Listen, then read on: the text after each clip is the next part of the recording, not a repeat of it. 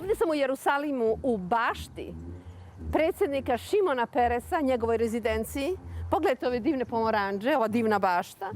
I dobila sam intervju koji mnogo znači za one koji treba da vide kako ostati vitalan, mlad, odlučivati u 88. godini. Ovo su biste predsjednika Izraela. Ima ih ukupno 8. Šimon Peres je 9. predsjednik Izraela. Ima 88 godina, bio je 2 puta premijer, a bio je ministar u 12 vlada. To je čovek koji je uvek imao vizije, koji je bio veoma često osporavan da bi sada u svojoj karijeri imao obožavanje nacije i na neki način davao prave putokaze kako da ova zemlja opstane. Čekajući ovaj intervju, imam priliku da u njegovoj bašti ovde vidim i bistu čoveka koji imao vizije da će jednoga dana postati jevrejska država Izrael. To je gospodin Herzl.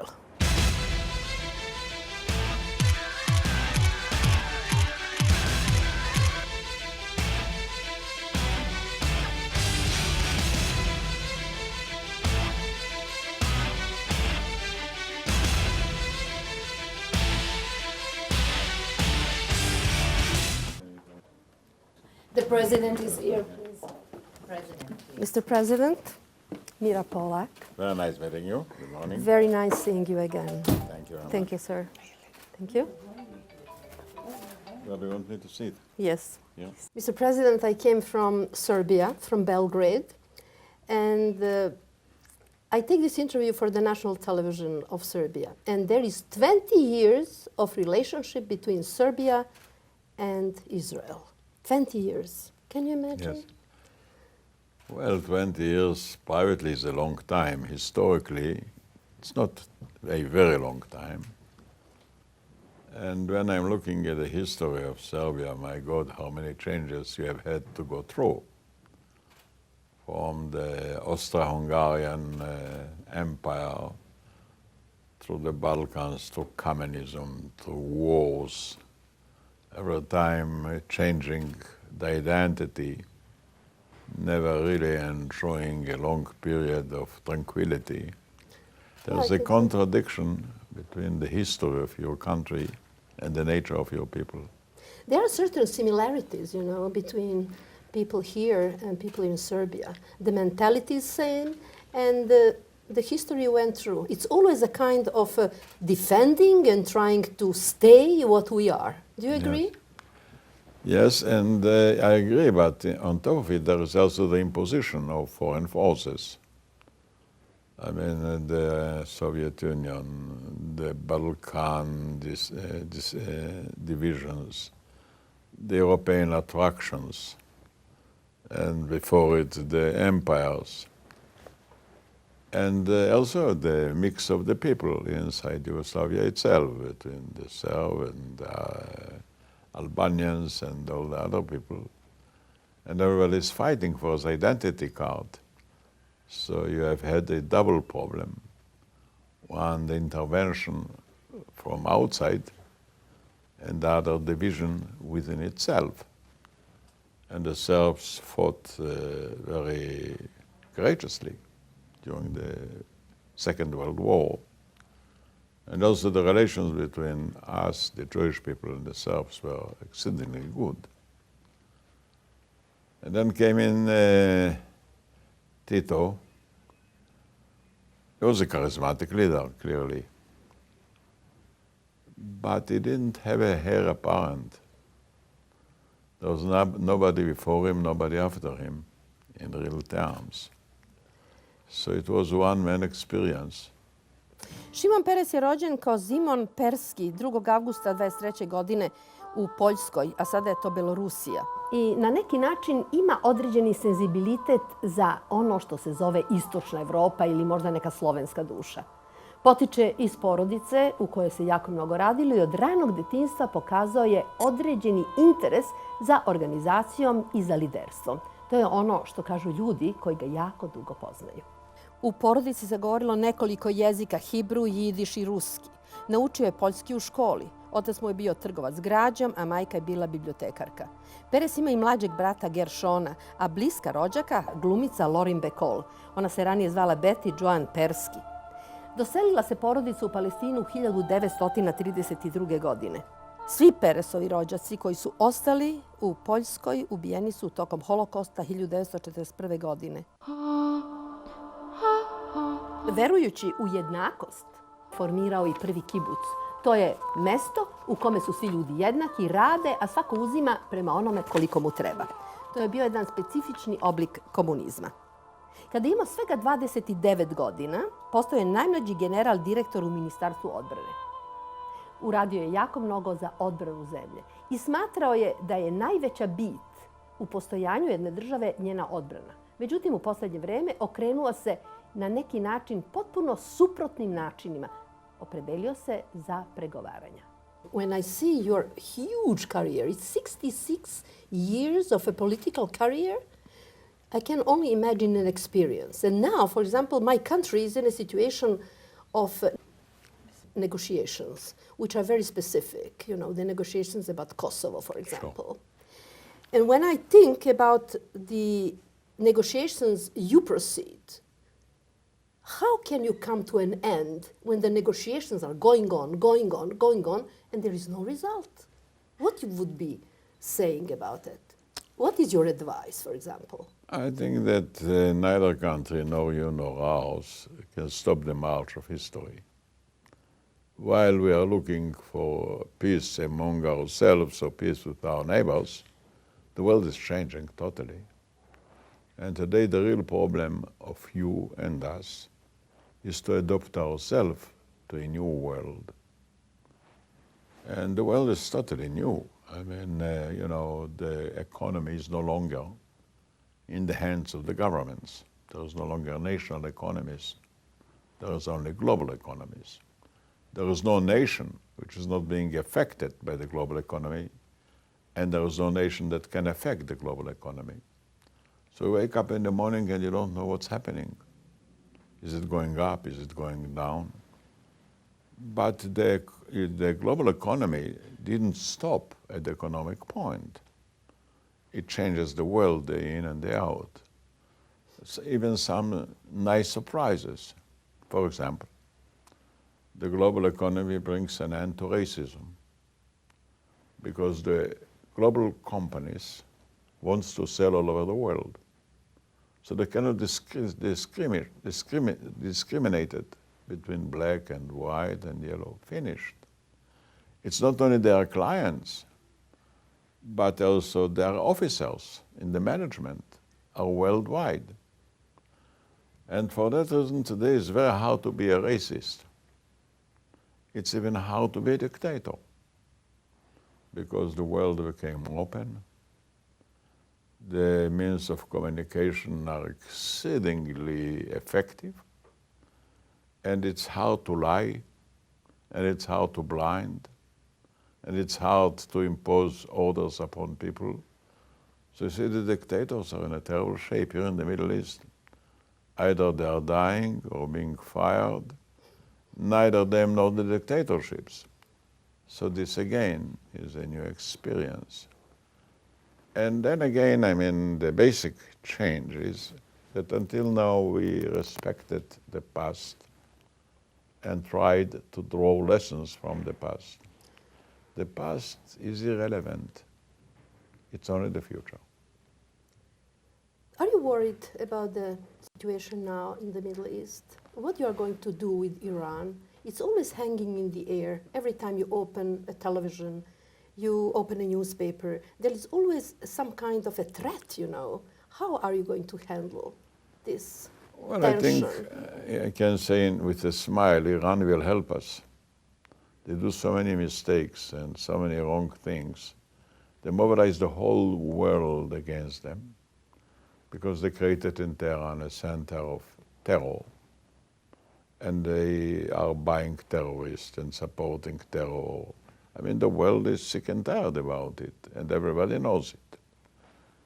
They are trying to build a nuclear bomb, which is, again, very dangerous.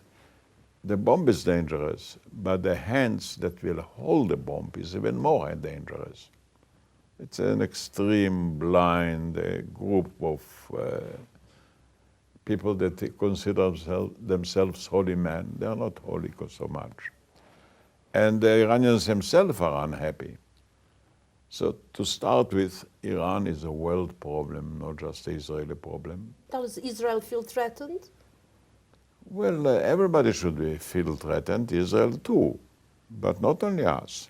I see the British are threatened, I see the French are threatened, I see the United States is threatened, I see the Arabs are threatened. All the oil principalities, Jordan, Saudi Arabia, all of them are threatened. Because it's an aggressive group. They want to have a religious empire. Previously, Iran has had a political empire. Now they want to have a religious empire. And nobody wants to submit to them. They're cruel people. They don't have a real code. And while they claim that they are religious, they are masters of the most dangerous corruption in life. In my judgment, the most dangerous corruption in life is moral corruption. Do you think that the Third World War is possible? People are starting to talk about that. It makes me frightened, you know. Okay, I don't know what you mean possible. Possible, everything is possible. Yeah. I'm not so sure. I don't see what can you achieve by bombs. And I see how much you can be damaged by bombs. And nobody is immune, including the Iranians. If they will start a war, they will have to pay the price. So you have your own limitations, but clearly the modern weapons are a problem. Because generally for a government, you need a majority. For terror, you don't need a majority. It's enough a small group of people with dangerous weapons, and they can endanger the whole world. Može slobodno da se kaže da je bio štićenik Ben Guriona i Dajana u naseljavanju zapadne obale. Govorio je da je užasno važno da se primeni teritorijalni kompromis u zapadnoj obali i Gazi. You know, when the things are stuck, and when you come to a certain point, then usually you go to United Nations, and the United Nations certain times are taking decisions. But I don't see that the United Nations can at all guarantee the things which they make a decision about. You know, they make a declaration, it's written, everybody's thinking about it, but there is no guarantee. The United Nations doesn't have a force to impose their resolutions. Neither an army, nor a finance, nor anything else. So it's rather a resolution that can become pragmatic, even if it has enough support. But then the United Nations is also a sort of a parliament, if you want. And there are organized groups. There is the Arab League group, there is the Muslim group, there is the no-alignment group. So they can decide everything they want. If for a country like Israel, and even for you, the United Nations will never do anything. They cannot. So there is a contradiction between the Charter of the United Nations and the composition of the United Nations. And some of the members have veto powers. So I'm not looking very much to the United Nations. So I appreciate very much that you joined in all the force of the United Nations, a peacekeeping group here. It's nice. But the solution is somewhere else, not there. Mr. President, Mr. Peres, in 1994, you got a Nobel Prize with Yitzhak Rabin and Arafat for peace talks.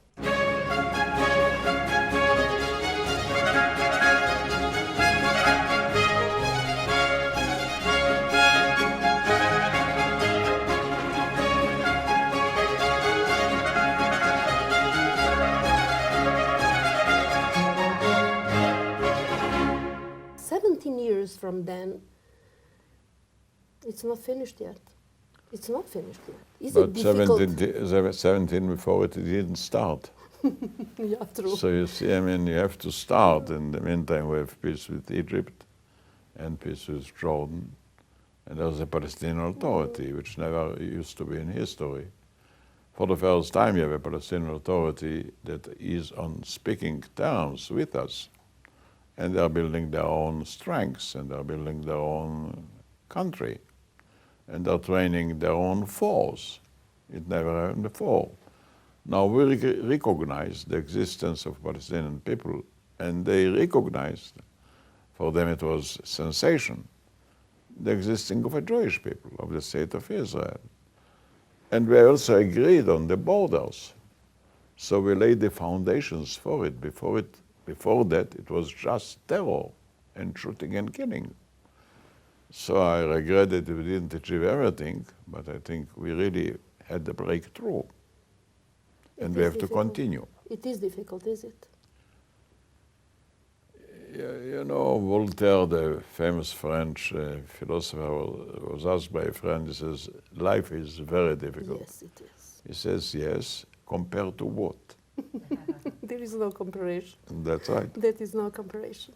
Yes, better to live a difficult life than to be dead. If somebody is asking you for a legacy, what you think you would like to be remembered?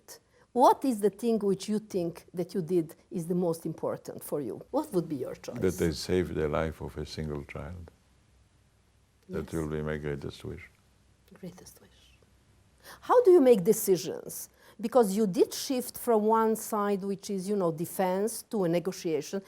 Does it happen that one day you wake up and at once you just took a decision which is completely different? Well, there is a call to make decisions, and there is an initiative to make decisions. I mean, decisions have two reasons. One, because you have to, and others because you wish to. So when I go to sleep and wake up in the morning, I make a list. What do we have to do? What should we do? It's not necessarily the same. One is politics, the other is vision for tomorrow. And I think in my responsibilities, where I am, my real important task is to serve the people, not to lead the people.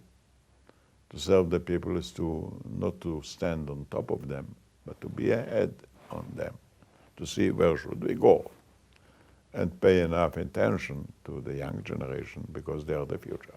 What is the risk to be advancing with the ideas, to be in front of the people, not always be with them? Because when you're with them, you're loved, you're cared, etc. But if your ideas are going faster, what is the risk? The risk will be controversial. I was 60 years in government in different positions, and I'm 3 or 4 years in my new task as a president. And when I was in government, I was the most controversial figure in Israel. Today I'm the most popular man in the country. How did you make it? I don't, just a minute, I don't know when was I happier, when I was controversial or when I'm popular. As a matter of fact, I felt and I feel to be controversial is constructive. It is. Yes. I don't think popularity is such a great thing. So I think that, like each of us, not only myself, the world is changing day in and day out. And most of the things that we were born with or learned at school are obsolescent. And every day, it's not that the world has changed and now we're waiting to see what was the change. No. The world is continuing to change. It's like being on a train with a very high speed. You cannot jump from the train. But contrary to the train, this train, the world train, doesn't have stations. You don't know where it's going to stop. It moves ahead all the time. And when you move ahead, you must understand what are the problems ahead. Now economy is out as a science for a simple reason.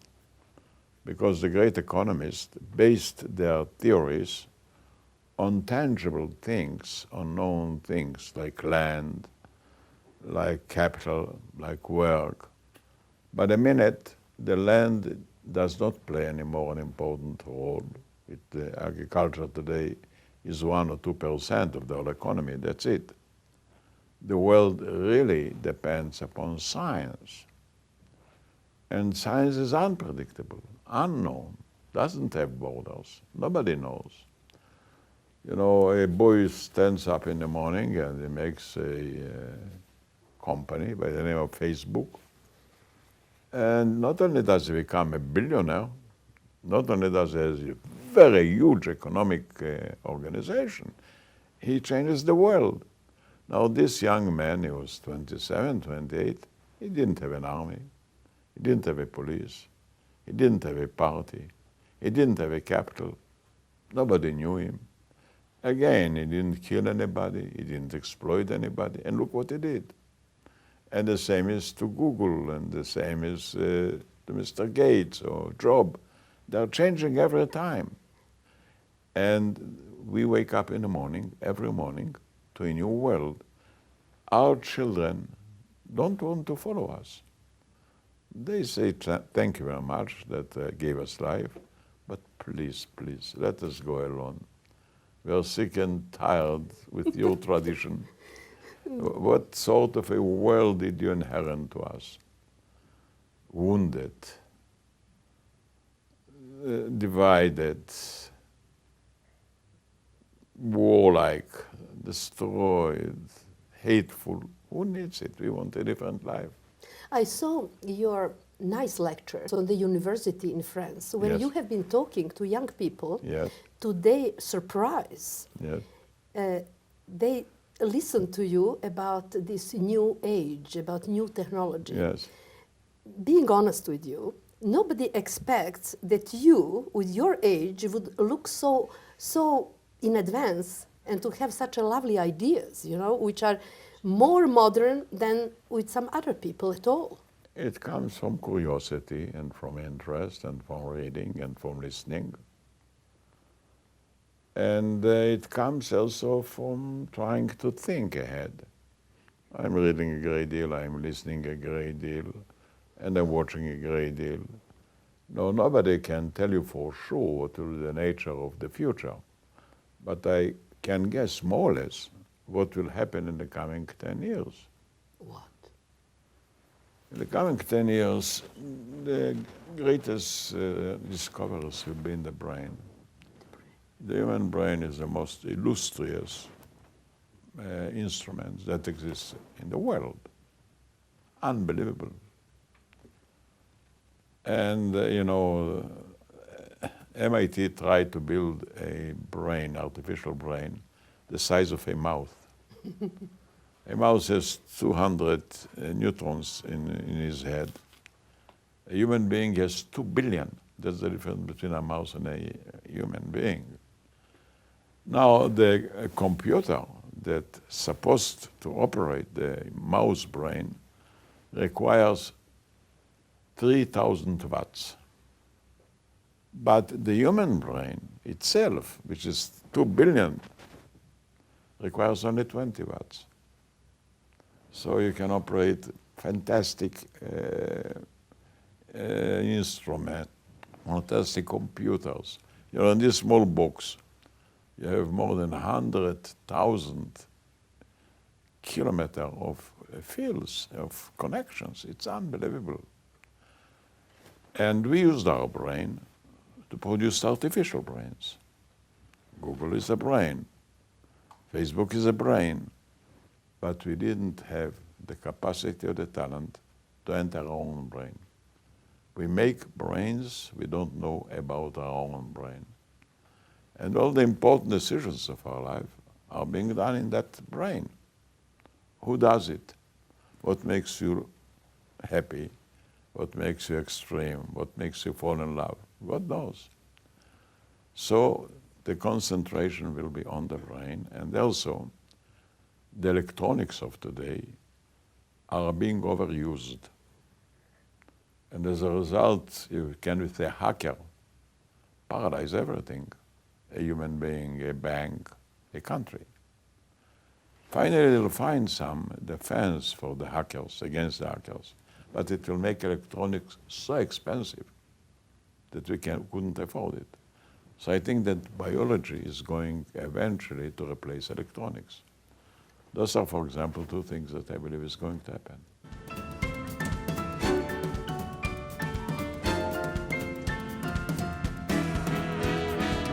U novembru 2008. godine dobio je počasnu titulu viteza Velikoga krsta reda Svetog Mihajla i Svetog Georgija od kraljice Elizabete II. U Buckinghamskoj palati u Londonu.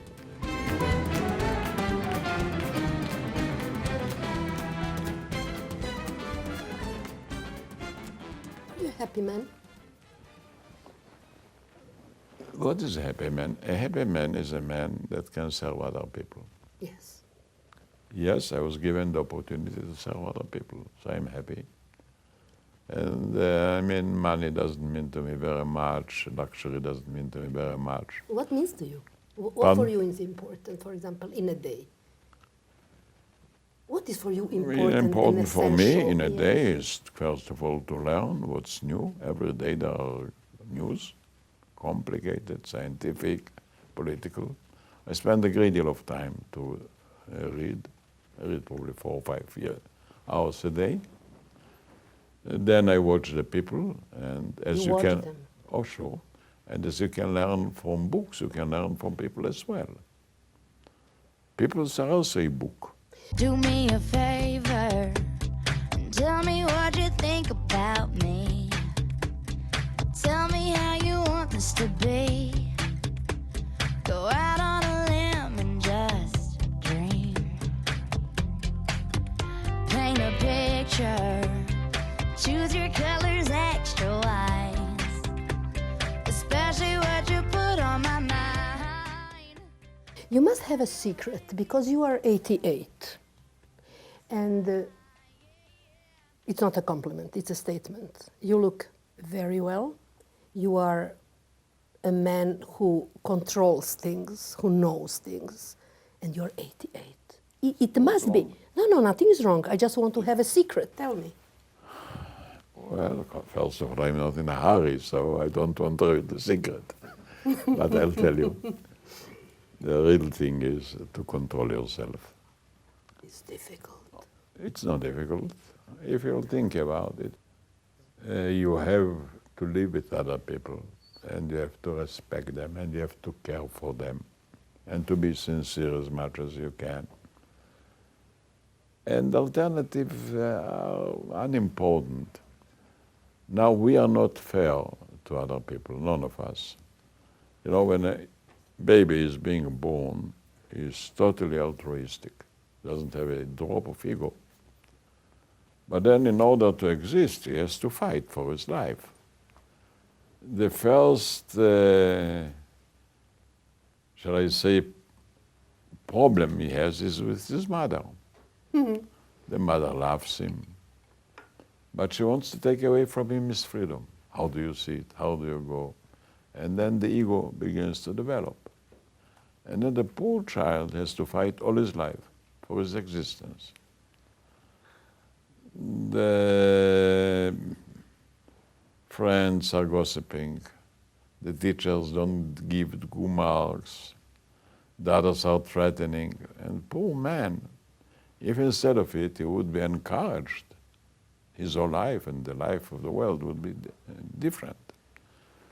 So I think that philosophically and also personally, there is no greater thing than to be in love or to help other people. It takes the same time, and since each of us has a portion of the length of life, according to the latest book by a very important philosopher, Narka Hahnemann, each of us is given 600 million minutes of life. So you have to think how to use these 600 minutes. They are disappearing finally. And make a good use of them. And don't be afraid. And, you know, there are some strategic decisions that I took as a person. For example, I decided who will insult me. Who? May insult me. Not everybody can. Because if I shall be afraid of every insult, I won't wake up in the morning. So people insult, I don't care about them. I won't care about their insult. Because part of the insult comes from jealousy, from disagreement, misunderstanding. So what? Let them go. As I forgive myself, I forgive them as well. And really to select what to do. There are many options, and you have to use your mind to do the right things. There's nothing wrong with it. Definitely, I got some advices, and you gave me your secrets away. Sure. And There's no secret. no, this is a secret. Because if you put them all together, you see, and you give them in such a strong message, then it's a secret. Mr. President, thank you very much for this interview. You're more than welcome. Thank you. And I want just to give it to you something. Just a second. Just a second. I'll give you something. A second. Okay. This is something which I brought to you. It's an apple for good health. For a good health. It's a symbol But that's the way it started in the paradise. It's very dangerous for a man to take an apple for a lady. Okay, that's why I'm giving it to you. Just take it and be safe. Thank you, Mr. President. Yes, but I'm not going to eat it. It's No, dangerous. just put it on. Just put it on.